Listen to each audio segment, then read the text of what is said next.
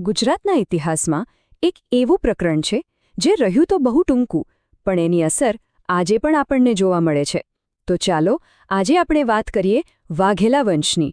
ગુજરાતના છેલ્લા મહાન હિન્દુ સામ્રાજ્યની આ શૌર્યગાથા છે. પણ સવાલ એ થાય કે ફક્ત 60 વર્ષ આટલા ટૂંકા સમયનું શાસન એક દંતકથા કેવી રીતે બની શકે? વાઘેલા વંશે એવું તો શું કર્યું હશે કે એમનું નામ ઇતિહાસમાં કાયમ માટે અમર થઈ ગયો? ચલો આજે આ રહસ્ય પરથી પડદો ઉઠાવીએ. તો આખી વાર્તાની શરૂઆત થાય છે સોલંકી વંશના પતન સાથે. એ સમયે ગુજરાતને એક મજબૂત શાસકની સખત જરૂર હતી, અને બસ ત્યારે જ રાજકીય મંચ પર વાઘેલા વંશનો ઉદય થયો અને એમણે ગુજરાતની કમાન પોતાના હાથમાં લીધી. ચાલો પહેલાં અમુક મુખ્ય તથ્યો પર નજર કરી લઈએ. વાઘેલા શાસનનો સમયગાળો હતો ઈસવીસન 1244થી 1304 સુધીનો, મતલબ કે બરાબર 60 વર્ષ. એમની રાજધાની હતી ધોળકા, સ્થાપક હતા વીર ધવલ, અને એમના છેલ્લા શાસક, જેમની સાથે આ વંશનો અંત જોડાયેલો છે, એ હતા કર્ણદેવ વાઘેલા. પણ આ વંશ સત્તા પર આવ્યું કેવી રીતે? એમની આ સફર કોઈ ફિલ્મી કહાણીથી જરાય ઓછી નથી.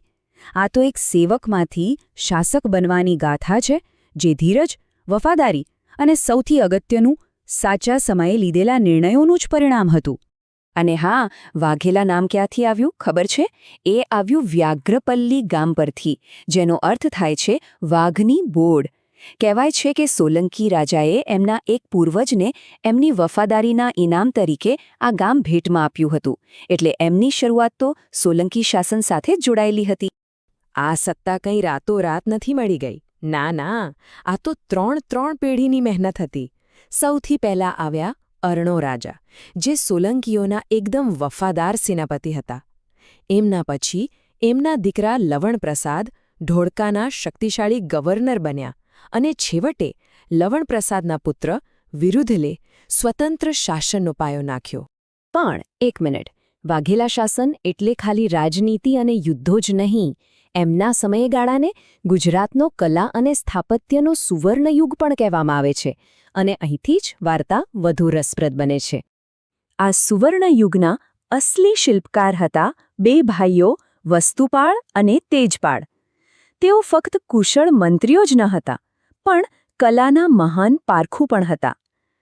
એમ કહી શકાય કે વીરધવલના શાસનના મગજ જ આ બે ભાઈઓ હતા.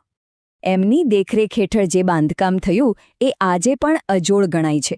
માઉન્ટ આબુ પર આવેલા દેલવાડાના અદ્ભુત મંદિરો રોય કે પછી ગિરનારના ભવ્ય જૈન મંદિરો, આ બધું વાઘેલા શાસન અને વસ્તુપાળ તેજપાળની જ તો દેન છે.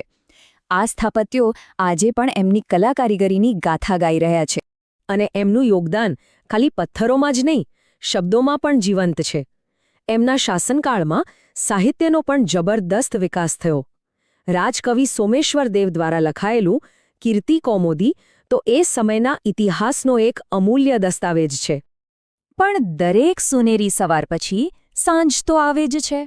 વાઘેલા શાસનના આ સુવર્ણયુગ પર પણ હવે કાળા વાદળો ઘેરાઈ રહ્યા હતા, અને આ સંકટનું નામ હતું દિલ્હી સલ્તનતનું આક્રમણ. આ તોફાનનો સામનો કરવાની જવાબદારી આવી વાઘેલા વંશના છેલ્લા શાસક કર્ણદેવ વાઘેલાના ખભા પર. ઇતિહાસ એમને રાયકરણ તરીકે પણ યાદ કરે છે, અને એમની સાથે જ ગુજરાતના સ્વતંત્ર હિન્દુ શાસનનો અંત જોડાયેલો છે. અહીં બે મહાશક્તિઓ આમને સામને હતી.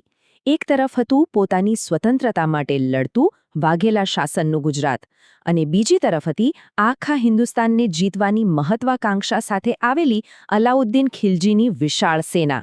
અને પછી બધું બહુ ઝડપથી બન્યું. ઈસવીસન 1297માં કર્ણદેવ ગાદી પર બેઠા, અને માત્ર 2 જ વર્ષમાં 1299માં ખિલજીની સેનાએ ગુજરાત પર હુમલો કરી દીધો, અને જોતજોતામાં 1304 આવતા તો ગુજરાતનું પતન થઈ ચૂક્યું હતું.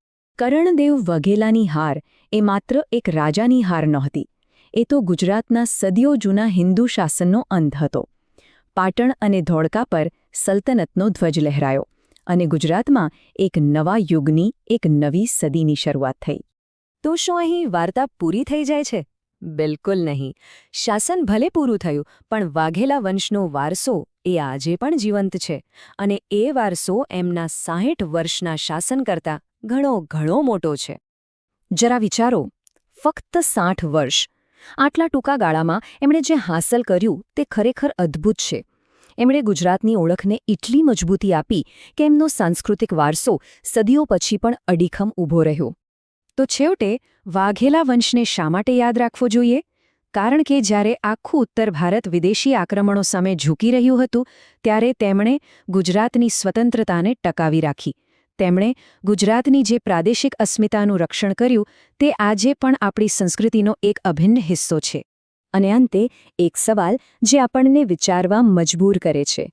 રાજકીય સત્તા તો આવે છે અને જાય છે, પણ સંસ્કૃતિ કેવી રીતે જીવંત રહે છે? કેવી રીતે એક હારેલા રાજવંશના મંદિરો, કલા અને સાહિત્ય આવનારી પેઢીઓને પણ પ્રેરણા આપતા રહે છે?